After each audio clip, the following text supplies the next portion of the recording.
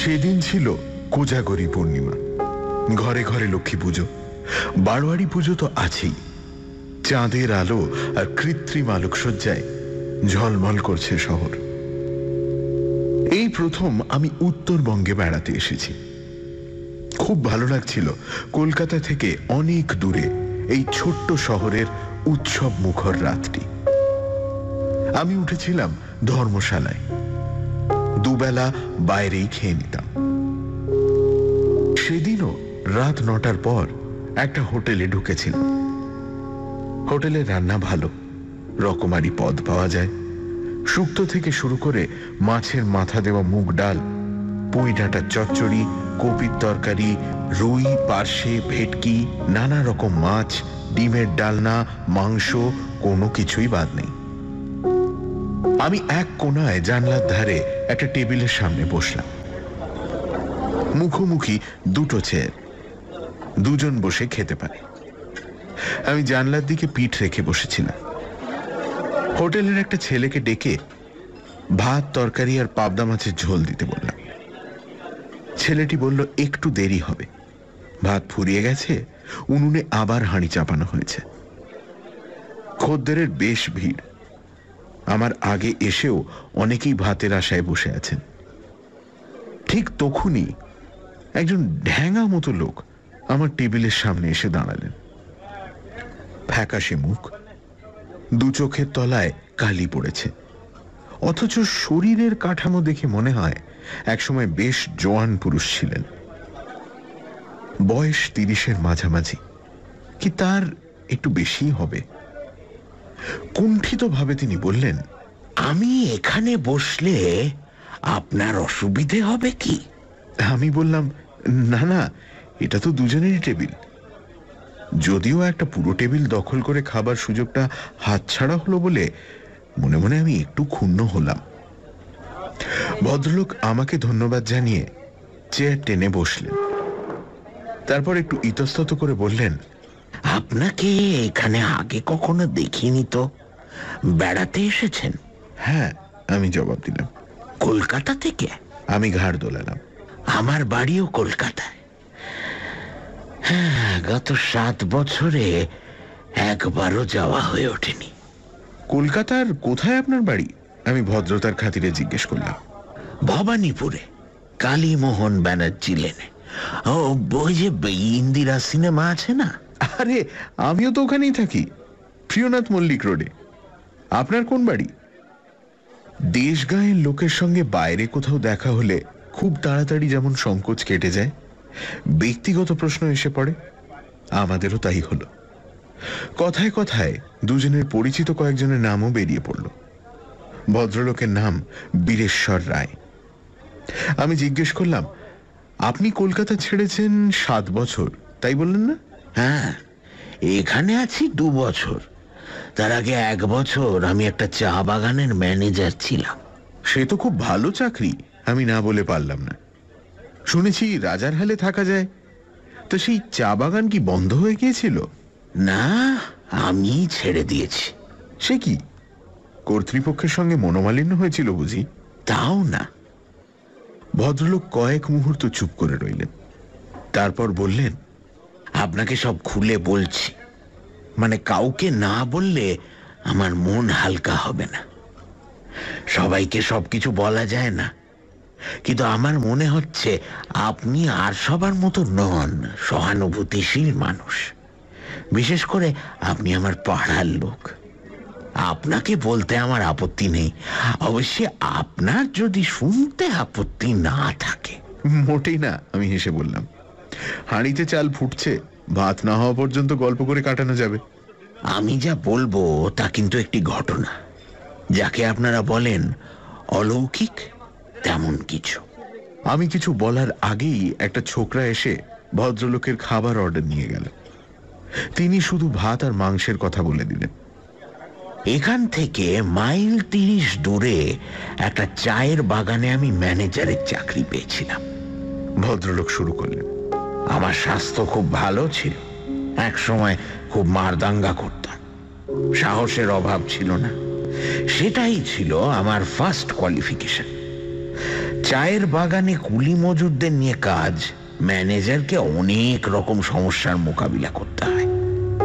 আপনি যা ভাবছেন তেমন পায়ে পা দিয়ে সুখের চাকরি নয়। শক্ত মানুষ না হলে টিকতেই পারবে না। অবশ্যই অন্য যোগ্যতাও যে আমার ছিল না এমন নয়। কৃষি বিজ্ঞানে আমি একজন স্নাতক। আমার বাংলোটা ছিল বেশ বড়। সেখান থেকে মাইল খানেক দূরে কুলি কামিনদের বস্তি। বাড়ির কাজকর্মের জন্য এক পাহাড়ি ছোকরাকে আমি রেখে দিয়েছিলাম। সে জুতো পালিশ থেকে রান্না বান্না সবই করত। চৌকস ছেলে। আমার বাংলোর কাছাকাছি আর কোনো বাড়ি ছিল না, শুধু একটা পোড়ো বাড়ি ছাড়া। পোড়ো বাড়ি বলছি এই জন্যে, এই যে বাড়িটা চুন প্লাস্টার খসে পড়ে ইটগুলো যেন দাঁত বার করা, কার্নিশের এখানে ওখানে বট ওষুধের চারা। বাড়িটা দোতলা। আমার কোয়ার্টারের মতো বাংলো ধাঁচের নয়। দরজা জানলা সব সময় বন্ধ থাকত। বাড়িতে যে কেউ বাস করে না তা বলে দিতে হয় না। চারিদিকে সবুজ আর সবুজ। কলকাতা থেকে এসে জায়গাটা আমার খুব ভালো লেগে গেল। কয়েকটা ঘটনায় আমার শক্তি আর সাহসের পরিচয় পেয়ে কুলি কামিনরা আমাকে বেশ সমীহ করে চলছিল। বেশ ভালোই কাটছিল দিনগুলি। রাত্রে ময়দার রুটি আর হাঁস মুরগি কিংবা হরিণের মাংস খাসা রান্না করত ছেলেটা। প্রায় 1 মাস কেটে গেল। সেদিন ছিল পূর্ণিমার রাত। চা বাগানের আকাশে পূর্ণিমার চাঁদের রূপই আলাদা। বড় বড় আকাশ ছোঁয়া বাড়ি নেই, শুধু বাগান আর বাগান। তাই চাঁদের আলো এমন ছড়িয়ে পড়ে যে তার রূপলি সুধায় মনের মধ্যে একটা মাদকতার সৃষ্টি না হয়ে পারে না। চা বাগানে সন্ধ্যের পরেই রাত নামে। কৌলিদের বস্তিতে বেশি রাত পর্যন্ত হই হুল্লোড় চললেও আমার বাংলোর চৌহদ্দির মধ্যে জন্মনিশ্চিত সাড়া পাওয়া যেত না। নিস্তব্ধ নিঝুম পরিবেশ। রাত 8টার মধ্যেই আমি শুয়ে পড়তাম। সারাদিনের খাটাখাটুনির পর গাঢ় ঘুমে ডুবে যেতাম। সেদিন হঠাৎ ঘুম ভেঙে গেল। বাইরে থেকে কার যেন হাসি ভেসে আসছে। আমি অবাক হলাম। এত রাত্রে কে হাসে? এখানে লোকজন নেই। তাছাড়া এই জায়গাটা চা বাগানের সম্পত্তি। বিনা অনুমতিতে বাইরের লোকের এখানে আসা নিষেধ। আমি বিছানা ছেড়ে উঠলাম। টর্চটা হাতে নিয়ে বাইরের বারান্দায় এসে দাঁড়ালাম। বাইরে চাঁদের আলোর যেন বন্যা বয়ে যাচ্ছে। তখনই আবার সেই হাসিটা ভেসে এলো। কে কে? আমি বারান্দা থেকে নেমে পড়লাম। চারিদিকে খুঁজলাম, কিন্তু কাউকে দেখতে পেলাম না। হাসিটা যেমন হঠাৎ শুরু হয়েছিল তেমন হঠাৎই বন্ধ হয়ে গেল। আমি চিন্তিত মনে ঘরে ফিরে গেলাম। ঘড়িতে দেখলাম 10:15। পরদিন আমার কাজের ছেলেটাকে জিজ্ঞেস করলাম রাত্রে সে কারো হাসি শুনেছে কিনা। সে বলল শোনেনি। আমি ভাবলাম কুলি মজুরদের কেউ হয়তো নেশা করে কাছাকাছি কোথাও এসেছিল, তার হাসি শুনেছি। ব্যাপারটা আমি মন থেকে মুছে ফেললাম। আমার কাজকর্মে মালিক পক্ষ খুব খুশি। একটা চিঠিতে সে কথা জানাতে তারা কার্পণ্য করলেন না। আমার ভবিষ্যৎ যে উজ্জ্বল সেটা বুঝতে আমারও বাকি রইল না। আরো 1 মাস কেটে গেল। আবার এলো পূর্ণিমা। সেদিন রাত্রেও আমার ঘুম ভেঙে গেল। বিছানায় শুয়ে শুয়ে শুনতে পেলাম সেই হাসির শব্দ। বিকট সে হাসি। প্রকৃতিস্থ মানুষের যে নয় তা বুঝতে কষ্ট হয় না। সাধারণ এমন কেউ হলে হয়তো ভয়ে সিটিয়ে যেত, কিন্তু আমি ছিলাম অন্য ধাতুতে করা। ঘড়িতে দেখলাম রাত 10টা। একটা মোটা লাঠি আর টর্চ নিয়ে আমি বেরিয়ে পড়লাম, কিন্তু কাউকে খুঁজে পেলাম না। আগের বারের মতো এবারও হাসিটা হঠাৎই বন্ধ হয়ে গেল। ব্যাপারটার কোনো ব্যাখ্যাই আমার মাথায় এলো না। শুধু বুঝলাম পূর্ণিমার রাত ছাড়া ও হাসি শোনা যায় না। পরদিন ছোকরাকে জিজ্ঞেস করে জানলাম সে কোনো হাসির শব্দ শোনেনি। আমার কথার জবাব দেবার সময় সে অদ্ভুতভাবে আমার মুখের দিকে তাকাচ্ছিল। বুঝতে পারলাম ও মনে করছে আমার মাথায় কিছু গন্ডগোল হয়েছে, তাই ওকে আর গাঁটালাম না। পরের পূর্ণিমার রাতেও সেই একই ঘটনা ঘটল। এবার আমি কান চেপে শুয়ে রইলাম। আর কেউ ওই বিদঘুটে হাসি শুনতে পায় না কেন তা আমার বোধগম্য হল না। একবার মনে হলো আমি কি স্নায়বিক পীড়ায় ভুগছি, কিন্তু সেই চিন্তা আমি মন থেকে উড়িয়ে দিলাম। পরের পূর্ণিমায় আমি আর শুয়ে থাকতে পারলাম না। হাসির রহস্যটা আমাকে জানতেই হবে, নইলে আমি হয়তো পাগল হয়ে যাব। সেদিন রাতে ইচ্ছে করেই আমি জেগেছিলাম, তাই হাসি শুরু হতে বিছানা ছেড়ে বেরিয়ে পড়লাম। হাসির শব্দটা যেদিক থেকে আসছিল সেদিক লক্ষ্য করে আমি ছুটলাম। হাসিটা হঠাৎ বন্ধ হয়ে গেল। ততক্ষণে আমি পৌঁছে গেছি সেই পোড়ো বাড়িটার কাছে। এবার বুঝতে পারলাম হাসিটা আসে ওই বাড়ি থেকে, কিন্তু ওটা পরিত্যক্ত। কেউ থাকে বলে শুনিনি, কাউকে চোখেও পড়েনি। তবে কি রাতে দুষ্টু লোকেরা ওখানে এসে জড়ো হয়? চোরাই কারবারিদের একটা গোপন আড্ডা? বাড়ির সব জানলা দরজা বন্ধ, সদর দরজায় বড় এক তালা। ভেতর থেকে ক্ষীণ আলোর রেখাও চোখে পড়ছে না। আমি কি করব মনস্থির করতে না পেরে ফিরে এলাম। পরদিন আপিসে একজন পুরনো কর্মচারীকে জিজ্ঞেস করলাম ওই বাড়িটা সম্বন্ধে কিছু জানেন কিনা। তিনি এক চমকপ্রদ ঘটনা শোনান। বছর 40 আগে ওই বাড়িতে 2 ভাই থাকত। তাদের সম্বন্ধে বিশেষ কিছু জানা যায়। লোকজনের সঙ্গে মেলামেশাও তারা করত না। ওই বাড়িটা ছিল টি এস্টেটের মালিকানার বাইরে। শোনা যায় ছোট ভাই নাকি ছিল বদ্ধ উন্মাদ। তাকে দোতলার একটা ঘরে শেকল বেঁধে রাখা হতো। তাকে দেখাশোনার জন্য একজন লোক ছিল। সেই উন্মাদ ভাই মাঝে মাঝে হিংস্র হয়ে উঠত। বিশেষ করে পূর্ণিমার রাতে বেড়ে যেত তার পাগলা। তখন তাকে চাবুক মারা হতো। চাবুক খেত আর অট্টহাসি হাসত সেই ভাই। ভয়ঙ্কর ছিল সেই হাসি। ওই ভাইয়ের জন্যই নাকি দাদা লোকালয় ছেড়ে এই নির্জন অঞ্চলে বাসা নিয়েছিল। তারপর একদিন পূর্ণিমার রাত্রে সেই উন্মাদ ভাই তাকে যে দেখাশোনা করত তাকে আক্রমণ করে। সে তখন ঘুমিয়েছিল। আচমকা আক্রমণে সে প্রথমে কাবু হয়ে পড়েছিল, কিন্তু সেও ছিল খুব বলিষ্ঠ।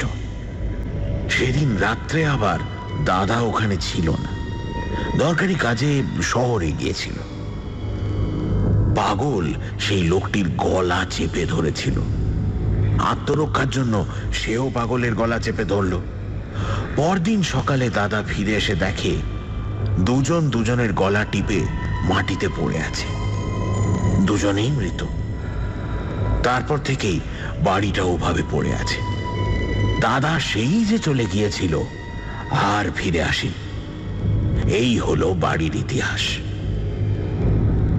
পরের পূর্ণিমায় আমি শহরের এক চা ব্যবসায়ীকে নেমন্তন্ন করলাম।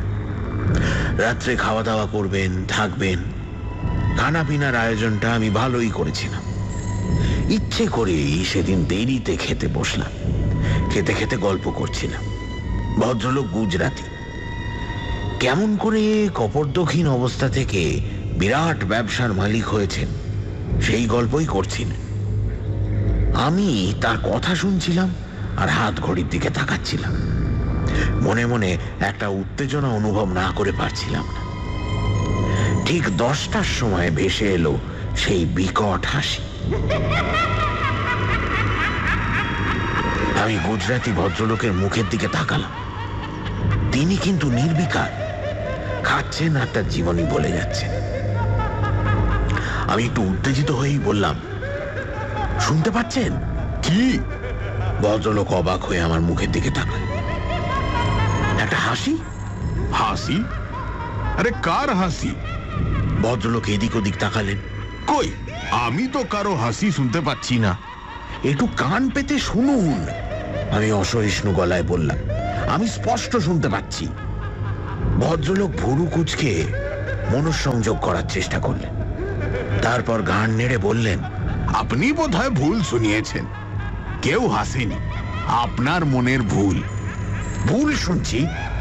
এইবার আমার ধৈর্যচ্যুতি ঘটল।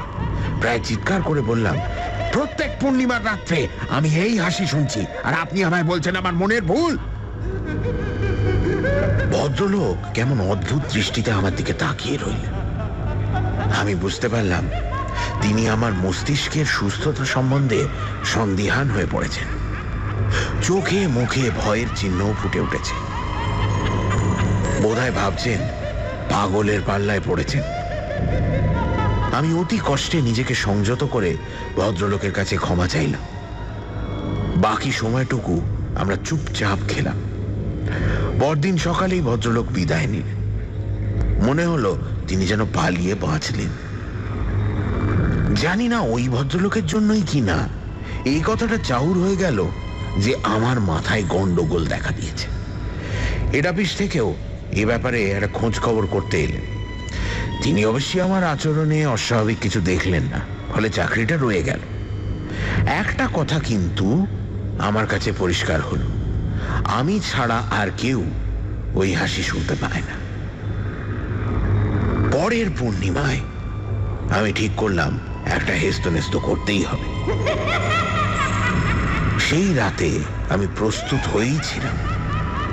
হাসি শুরু হওয়ার সঙ্গে সঙ্গেই ওই বাড়ির দিকে দৌড়লাম। আমার বাঁ হাতে 5 ব্যাটারির একটা বড় টর্চ আর ডান হাতে ছিল রিভলভার।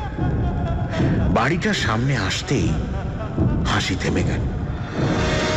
আমি এক মুহূর্ত বোধহয় ইতস্তত করেছিলাম, তারপর সদর দরজায় এক লাথি মারলাম। পুরনো দরজা আর আমার প্রচন্ড পদাঘাত দরজার একটা পাল্লা ভেঙে গেল। আমি ভেতরে ঢুকলাম। চারিদিকে টর্চের আলো ফেলতে লাগলাম। বহুদিন অব্যবহৃত হয়ে পড়ে থাকায় ধুলোর স্তর জমেছে মেঝের ওপর। কোনাগুলি থেকে কালো কালো ঝুল ঝুলছে। দীর্ঘকাল পরে ঘরে বাতাস ঢোকায় টর্চের আলোয় অসংখ্য ধূলিকণা উঠতে দেখলাম। তারপর হঠাৎ দোতলার একটা ঘর থেকে কেউ যেন হেসে উঠল, যেন আমাকে ব্যঙ্গ করে হাসল। আগেই বলেছি আমার ছিল দুর্জয় সাহস। এতটুকু দ্বিধা না করে আমি লাফ দিয়ে 2-3টে সিঁড়ি টপকে দোতলায় উঠলাম। তারপর যে ঘর থেকে হাসির শব্দ এসেছিল সেই ঘরের বন্ধ দরজায় এক লাথি মারলাম। দরজাটা ভেজানো ছিল, দড়াম করে খুলে গেল। আমি টর্চ জ্বালিয়ে আর রিভলভার উঁচিয়ে ঘরে ঢুকলাম। সমস্ত ব্যাপারটা যদি কোনো দুষ্টু লোক বা দলের চক্রান্ত হয়, মানুষকে ভয় দেখিয়ে ওই বাড়ি থেকে দূরে সরিয়ে রাখাই হয়ে থাকে তাদের আসল মতলব। তবে তা আমি ভেঙে দেব, এই ছিল আমার সংকল্প। কিন্তু ঘরে ঢুকে আমি তাজ্জব বনে গেলাম। ঘরে কেউ নেই, এমনকি একটা আসবাব পর্যন্ত নেই। ফাঁকা শূন্য ঘর। আমি চারিদিকে টর্চের আলো বুলোচ্ছিলাম। হঠাৎ একটা অশরীরী অনুভূতিতে আমার সর্বাঙ্গে কাঁটা দিয়ে উঠল। মনে হতে লাগলো কে বা কারা আমার প্রতিটি নড়াচড়া লক্ষ্য করছে। আমি কাউকে দেখতে পাচ্ছি না, অথচ অদৃশ্য কারোর উপস্থিতি অনুভব করছি। সে যে কি ভয়ঙ্কর অনুভূতি তা আপনাকে বলে বোঝাতে পারবো না। বীরেশ্বরবাবু একটু থেমে টেবিল থেকে জলের গেলাসটা তুলে এক ঢোক জল খেলেন। তারপর গেলাসটা নামিয়ে রেখে আবার বলতে লাগলেন। বোধহয় 2-3 সেকেন্ড আমি ওই ঘরে ছিলাম, কিন্তু আমার মনে হচ্ছিল যেন সময়ের আর শেষ নেই। তারপরে আমি ছিটকে ঘর থেকে বেরিয়ে দুর্দার সিঁড়ি দিয়ে নামতে লাগলাম, আর তক্ষুনি আবার শুরু হলো সেই হাসি, শরীরের রক্ত হিম করা বীভৎস হাসি। আমার মতো সাহসী পুরুষেরও শিরদাঁড়া বেয়ে যেন বরফ জলের ধারা নেমে এলো। কোনো রকমে বাড়িতে এসে শুয়ে পড়লাম। সারা রাত ঘুমোতে পারলাম না। এরপর প্রত্যেক পূর্ণিমার রাত্রে ওই হাসি আমাকে যেন চুম্বকের মতো আকর্ষণ করত, আর আমি 2 কান চেপে বিছানায় ছটফট করতাম। ক্রমে আমার শরীর ভাঙতে শুরু করল। হয়তো চোখে মুখেও এমন কিছু ফুটে উঠত যার জন্য সবাই আমার দিকে অদ্ভুত দৃষ্টিতে তাকাত, আমার সম্বন্ধে আড়ালে ফিসফিস করত। 1 বছর কোনো রকমে সেই ভয়াবহ নরক যন্ত্রণা সহ্য করেও আমি টিকে ছিলাম, কিন্তু আর পারলাম না। চাকরিতে ইস্তফা দিয়ে এখানে চলে এলাম, একটা চাকরি জুটিয়ে নিলাম। সেই থেকে এখানেই আছি। কিন্তু আপনি কলকাতায় ফিরে গেলেন না কেন? আমি জিজ্ঞেস করলাম। আত্মীয় স্বজনের মধ্যে থাকলে আপনার শরীর ও মন দুই ভালো হতো। সেখানেই তো মুশকিল। আমার আত্মীয় স্বজনরাও যদি আমাকে পাগল ভাবে, সেটা আমি সইতে পারবো না। কিন্তু তারা কেন তা ভাববেন? আমি অবাক হয়েই বললাম।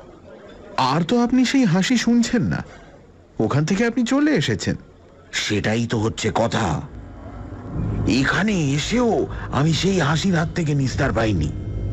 পূর্ণিমার রাত 10টায় এখানে বসেও সে হাসি আমি শুনতে পাই। পৃথিবীর যেখানেই আমি যাই না কেন, ওই হাসি আমাকে মুক্তি দেবে না। সে কি? আমি স্তম্ভিতের মতো বললাম। ভদ্রলোক জানলার দিকে মুখ করে বসেছিলেন। হঠাৎ বলে উঠলেন, ওই দেখুন, পেছন ফিরে। আমি ফিরে দেখলাম আকাশে ঝলমল করছে রূপলি থালার মতো কোজাগরী পূর্ণিমার চাঁদ। তারপরই ভদ্রলোকের ব্যাকুল কণ্ঠে আমি তার মুখের দিকে ফিরে তাকালাম।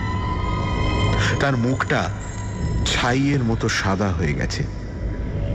কোটর থেকে চোখ দুটো যেন ঠিকরে বেরিয়ে আসতে চাইছে। তিনি আর্ত কণ্ঠে বললেন, শুনতে পাচ্ছেন? শুনতে পাচ্ছেন সেই হাসি?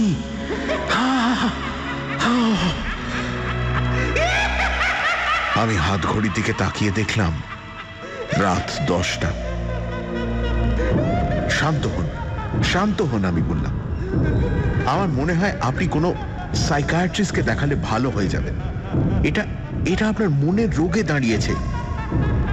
ভদ্রলোক আমার দিকে অদ্ভুত দৃষ্টিতে তাকালেন, তারপর বললেন, আপনিও বোধহয় আমাকে পাগল ভাবছেন, কিন্তু আমি এই ঘটনার কি ব্যাখ্যা করেছি জানেন? কি? আমি জানতে চাইলাম। বীরেশ্বরবাবুর 2 চোখে ফুটে উঠল কেমন একটা ঘোলাটে দৃষ্টি। তিনি বললেন, ওই ঘটনার সময় আমার জন্মই হয়নি। আমার নিশ্চিত ধারণা আগের জন্মে আমি ছিলাম সেই পাগল।